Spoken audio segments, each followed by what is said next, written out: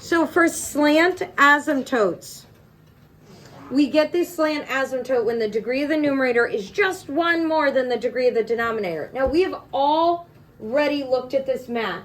What operation does a fraction bar represent? Division.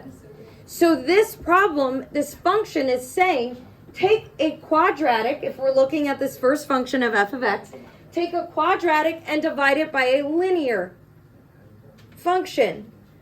Guys, if I take a quadratic polynomial and divide it by a linear polynomial, the quotient will be what type of polynomial? It will be linear. A quadratic divided by a linear will give a quotient that is linear. That quotient is your slant asymptote.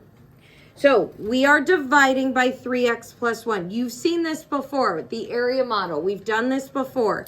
I'm undoing the area model. So I take 3x plus 1. I do not want to talk over you. Please stop. 3x plus 1 is dividing into this 6x squared.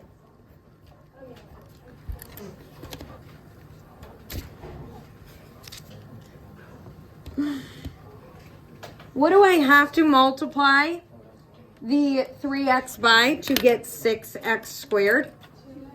Yes, I would have to multiply by 2x. And then I distribute 2x times 1 gives me 2x.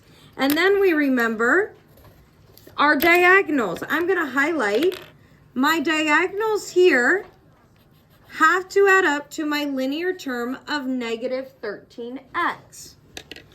So 2x plus what number will get me negative 13x? Woo, nice. It will get negative 15x. That is a negative 15x. Sorry, I know that's hard to see with my highlighting.